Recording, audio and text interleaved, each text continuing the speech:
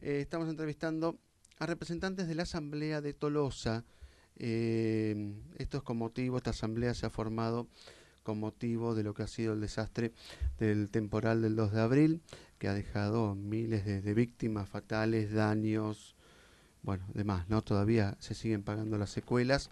Por eso hemos convocado y agradecemos la presencia en los estudios de FMK Ops de Benjamín Palumbo y de Ángel Celi. ¿Qué tal? ¿Cómo les va? Bien, bien. Pablo Celi. Pablo Celi. Pablo Sí, Celi y Benjamín Benjamín Palumbo. Palumbo, sí. Te puse otro nombre, ¿no? Sí, Me cambié. Te cambié el nombre, te bauticé. Sí. Bueno. Gracias por recibirlo. No, y por la está difusión. más que nada el tema de... Se está por cumplir un año, ¿no? De lo que ha sido el 2 de abril.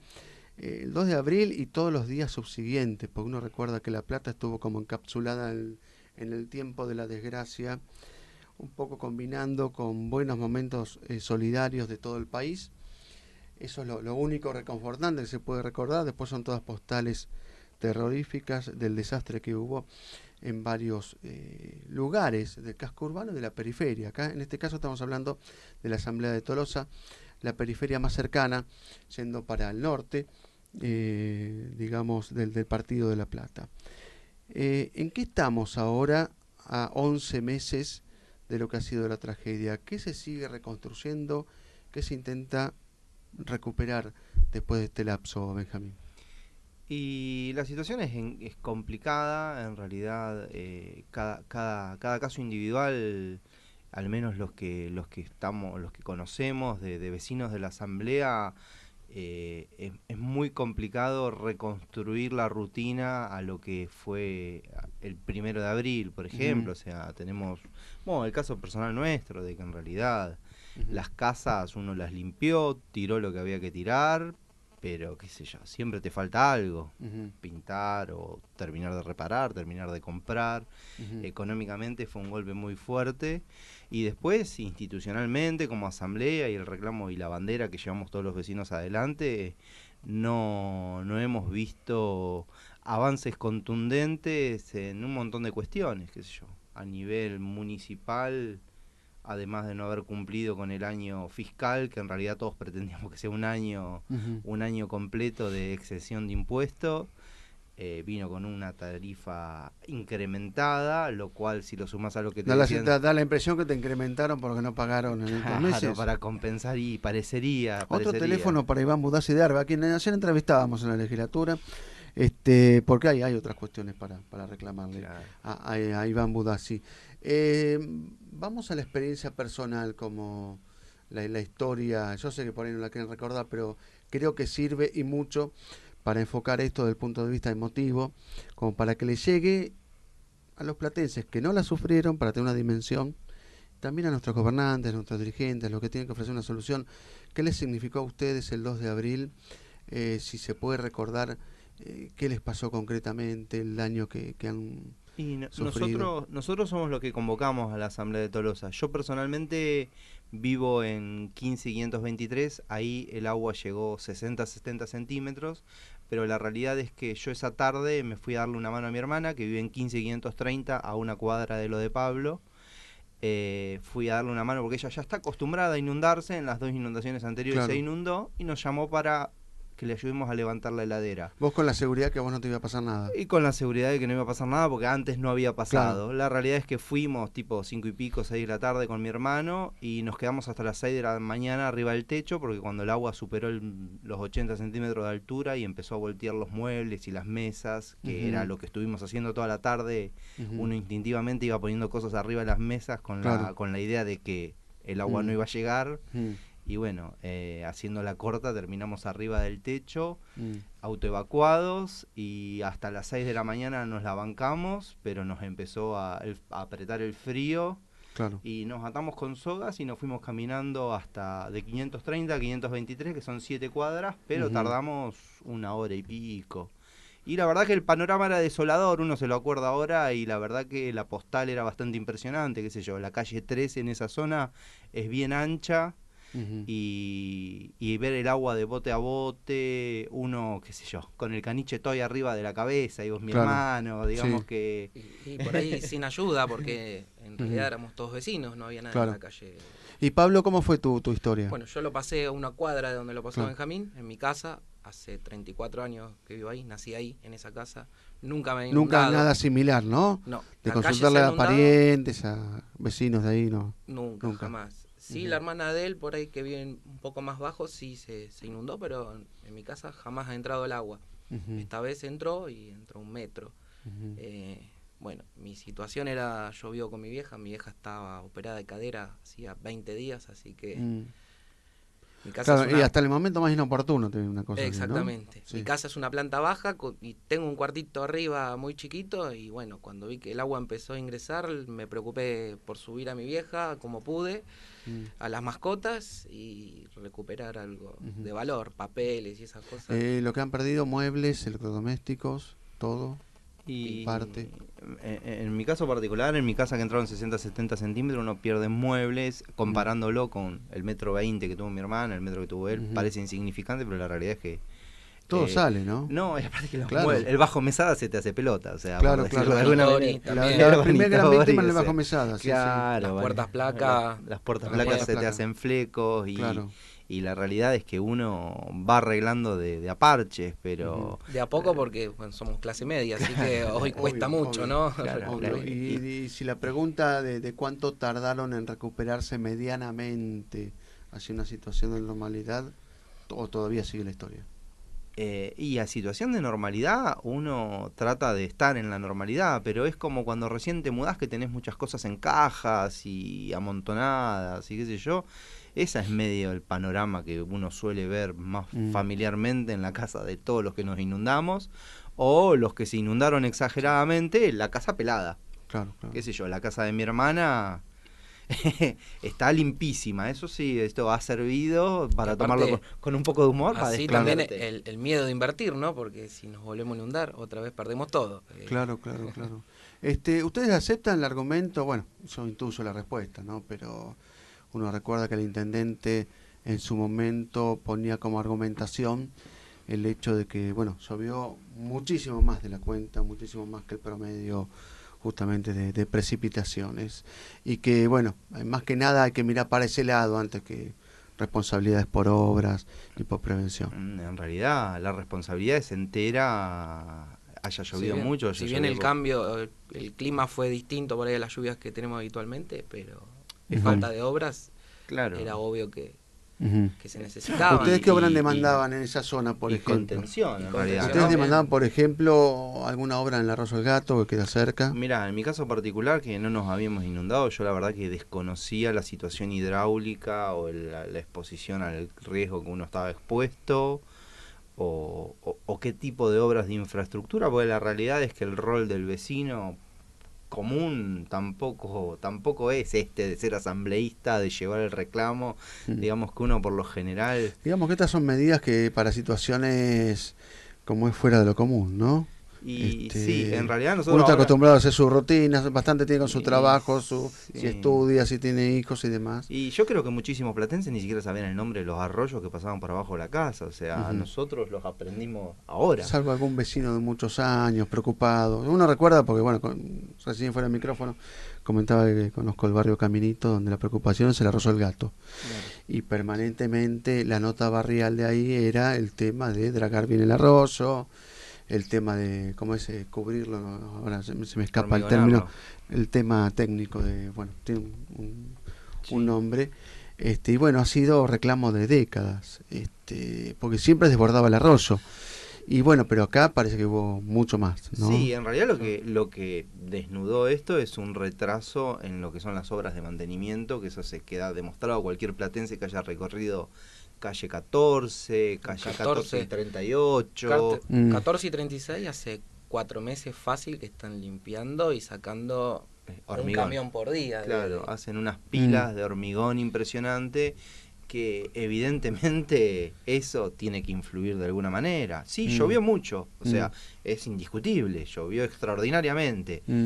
pero la gente que murió porque no la rescataron, no murió necesariamente por la Claro, lluvia. o sea que habría que dividir hay que dividir las cuestiones, ¿no? y Porque claro, aquí, también, donde están sentados ustedes, un funcionario admitió que la crítica que más iban a admitir eran, valga la redundancia, el tema de la gestión de la emergencia, que digamos que responde a un 50% de la cuestión, sí, o más. Y no, a mí me parece que y puede ser un 50. Por un lado y la en realidad prevención, para que no se inunde tanto la ciudad. Claro. Por el otro, la gestión de la emergencia, me parecía un juego del gran bonete, acá lo hemos dicho más de una vez, el tema que estaba céfala la ciudad, si está céfala la ciudad, está céfala el operativo de emergencia y de rescate, ¿no? Justamente. sí. No sé, la provincia por ahí, con su cuerpo de bomberos, podría haber intervenido más, pero bueno. O sea que de todo esto, el balance es más que negativo, pero bueno, ustedes impulsan, le ponen en agenda la situación, el reclamo, y hay dos cuestiones ahí, además de las obras para la ciudad, las hidráulicas, ¿qué está pasando con las indemnizaciones, las reparaciones así individuales, ¿no? Domiciliarias? Yo sé que hubo, bueno, algún relevamiento para créditos del Banco Provincia o alguna indemnización que iba a haber. ¿Cómo marcha esa situación? Mira, algunos vecinos pudieron acceder al crédito, otros muchos no, porque, qué sé yo, no sé, tenemos el caso de una vecina activa de la asamblea que le avisaron por junio, julio que le había salido el crédito, que ya era una ridiculez, o sea, en realidad ya no. Desactualizado. Y habían cambiado las condiciones, iban pasando los meses y las condiciones iban cambiando, o sea que algunos vecinos se endeudaron. A nosotros ya de un primer momento en realidad lo que se planteó es que un endeudamiento en una situación de emergencia no resolvía, y porque en realidad vos lo que necesitabas claro, en realidad no eran créditos, sino ustedes más que créditos piden o créditos muy blandos o reparaciones. Claro, nosotros lo que reclamábamos era subsidios, objetivamente, y lo seguimos reclamando. En realidad tampoco es algo prioritario a 11 meses, esa es la realidad, un subsidio reparatorio. Pero si ustedes la gastaron esa plata. No, obviamente, pero digamos que entre las prioridades uno las va acomodando. Yo no digo que no sea importante, y aparte que había sido un compromiso que habían asumido en su momento. Scioli, cuando nos recibió, dijeron que iba a considerarlo, que iba a estudiarlo. Lo mismo nos dijo que el tema que planteaba hace un rato de la exención impositiva iba a hacer que sea hasta abril, cosa que no se está cumpliendo. Igual yo creo que la exención impositiva debe estar en el último de los lugares para ustedes. Sí, pero hoy sería un beneficio más que ya no está, en realidad. Qué sé yo, el impuesto municipal en algunos casos son casi 500 pesos.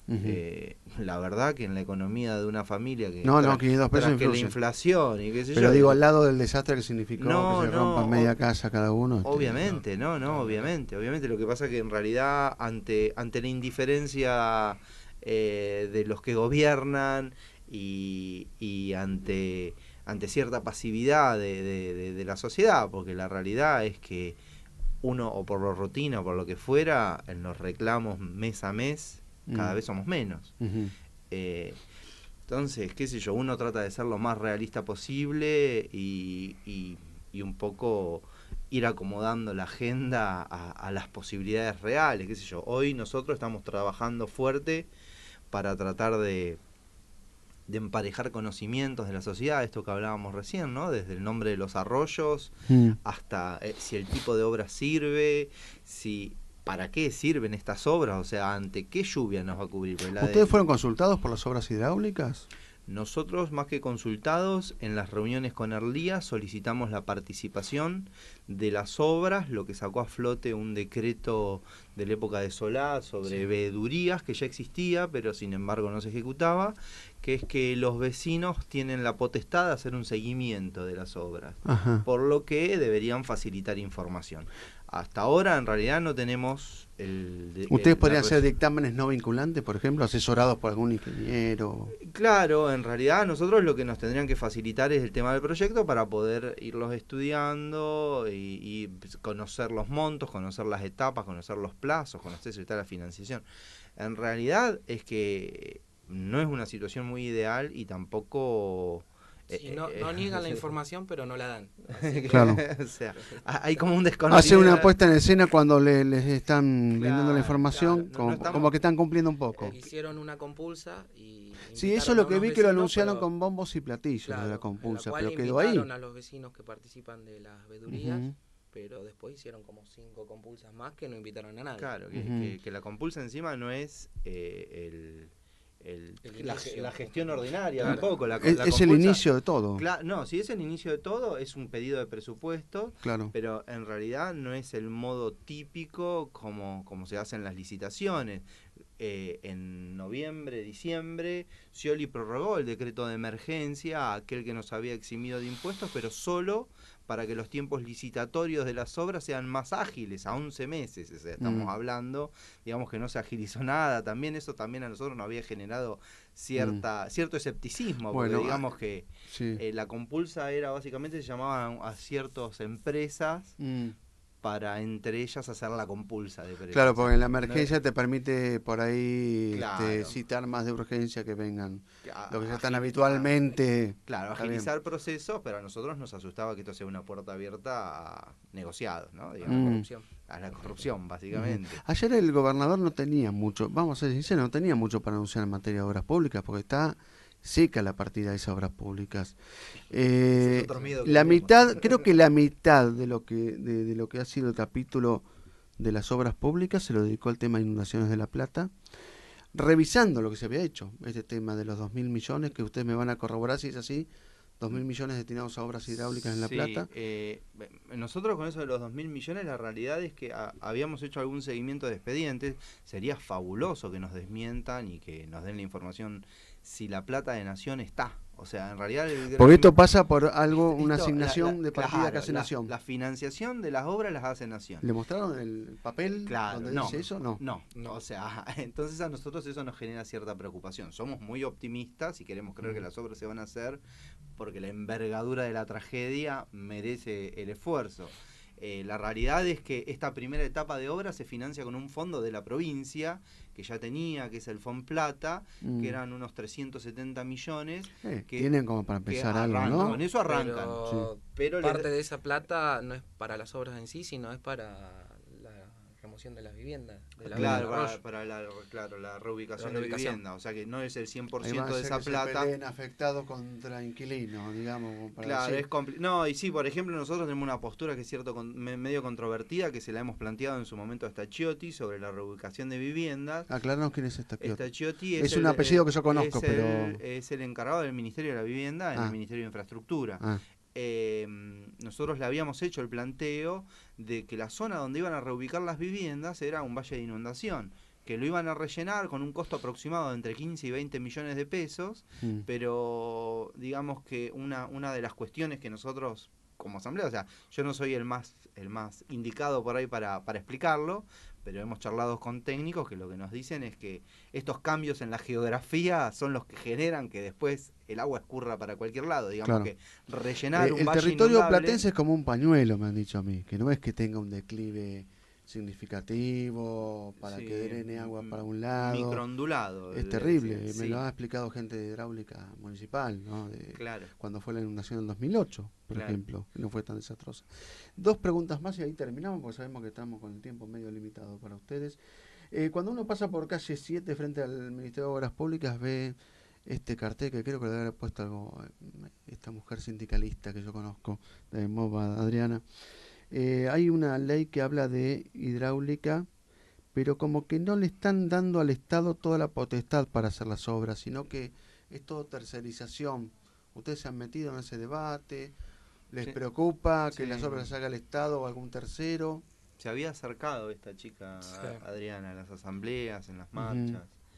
En realidad no es un tema menor, digamos que el Estado pasa por el costo de la obra también, el ser tercerizado. Que lo incremente. Y puede pasar, sí, que lo incremente también. La provincia no sé si cuenta con todos los recursos como para afrontar. Y dejar todo, digamos, inactivo, todo un aparato de logística y de ejecución hidráulica debe ser preocupante. Y la última es, bueno, sabemos que todos los 2 de cada mes se hacen marchas, se hacen, digamos, distintos eventos conmemorativos y de protesta. El 2 que viene no es un día común, sino que se cumple un año. ¿Qué nos pueden adelantar de qué es lo que se está realizando, qué se está organizando? Mirá, para esa fecha? Ahora este domingo nosotros vamos a participar de un plenario con gente de los barrios que trabaja con la ONG Un Techo para mi País, Un Techo actualmente, que invitó a las asambleas. Entonces vamos a participar de un plenario con todos los vecinos para ir definir actividades. Nuestra idea es armar algún tipo de actividad con las posibilidades que tengamos. Tenemos expectativa de que se reactive este tema y que la sociedad nos acompañe, que es lo que más nos asusta un poco. ¿Ustedes ¿no? creen que quedó medio olvidado este tema? Mira, yo es lo que la otra vez hablaba con un periodista también. Yo tengo un comercio y ahora enero y febrero aproveché para repararlo. Por momentos tenía el comercio a medio desarmar, pero estaba atendiendo.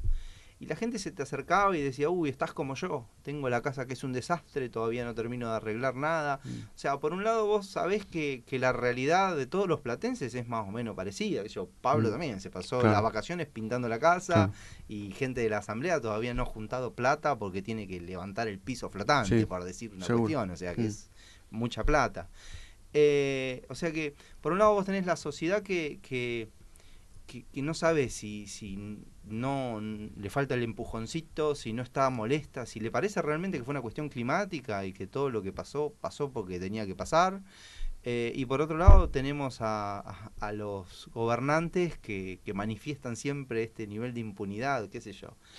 Los otros días nosotros el Twitter de la Asamblea, que generalmente lo usamos más hacia afuera, porque no tiene mucha actividad, no hay mucha gente que interactúe, pero lo usamos más que nada para los medios, tuvo una invasión de tuiteros fanáticos del intendente, entre comillas, recriminando que miremos hacia adelante, que lo que pasó fue lo que pasó. O sea, es muy loco. Está estudiado como eso de crear un efecto de consenso, como que, bueno, si se ponen de acuerdo unas tantas personas, quieren simular que esa es la opinión pública, ¿no? Sí, ni hablar. Pero ni así hablar. que tuvieron esa invasión. Sí, unos 27 twitters de diferentes personas, que, o sea, es totalmente atípico porque no tenemos esa actividad. Nosotros nos manejamos más que nada Pero ustedes, por lo que Facebook. miden, y ya con esto cerramos, miden de las convocatorias, de las marchas mensuales y demás, ¿sienten que los platenses les están dando la...? Porque no, es grave esto porque estamos hablando de que la mitad de la ciudad ha sido directa o indirectamente afectada por esto. Y que ustedes me digan que cada vez son menos... Sí, a nosotros nos genera un esfuerzo tremendo que es, o sea, nosotros hoy con vos habíamos arreglado cierto horario, que es lo que decía recién, porque nosotros hacemos esto en medio de nuestra rutina laboral. No, obvio, tienen que dejar de hacer cosas, obviamente. Es todo un esfuerzo y a veces nos cuesta un montón que vos llegás a la plaza o a cualquier tipo de actividad y que la comunidad... ¿Y se sienten usados por los políticos? No. Porque estuvo muy en agenda electoral esto. Sí. Entonces muchos hablaban de inundación, después fuimos electos concejal, diputado, lo que sea, y se acercaron después. Usaron el tema en realidad, nosotros no nos sentimos usados, en realidad siempre tuvimos escepticismo con eso. O sea, nosotros nos juntamos con el que había que juntarse, sabemos que todos levantaron la bandera de los inundados, pero después cuando hay que apretar los tornillos... Estamos en la misma situación. Cuando veníamos a camino para acá, en realidad nos planteamos con Pablo, o sea, estamos igual que el 9 de abril cuando nosotros nos juntamos por primera vez ahí en el barrio, con la impresora chorro de tinta que hicimos los volantes y salimos a caminar el barrio. Nosotros sentimos un poco que estamos igual que eso, o sea, esos reclamos en ese primer panfleto...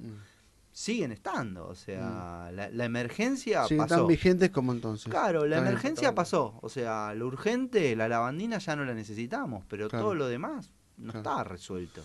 Bueno, esperemos que se vaya resolviendo. Lo único que podemos hacer es expresar deseos y ayudarte en la medida de lo posible difundiendo, ¿no? Se agradece muchísimo. Y bueno, cuando tengan algo resuelto de lo que va a ser el 2 de abril, a cumplir un año. Nosotros vamos porque por ahí hay más expectativa del periodismo que otra cosa, tendríamos que estar justamente... Puede ser. Uno imagina que va a ser algo, no sé, fuera de lo común, pero bueno, hasta ahora, por ahí los ánimos tampoco están como para organizar algo. Hasta ahora se está acercando gente de organizaciones a tratar de colaborar. Bueno, a su vez ya sabemos que Aguer confirmó una misa también en la catedral, qué sé yo, o sea, va a ser una fecha significativa y después lo que ya nos advirtieron los psicólogos que tenemos relaciones, que va a ser movilizante. Va a ser movilizante, porque este flota, el año de angustia. Claro. El año vuelve a flote, a flote. Seguro. Benjamín Pablo de la Asamblea de Inundados de Tolosa, muchísimas gracias. Gracias a vos.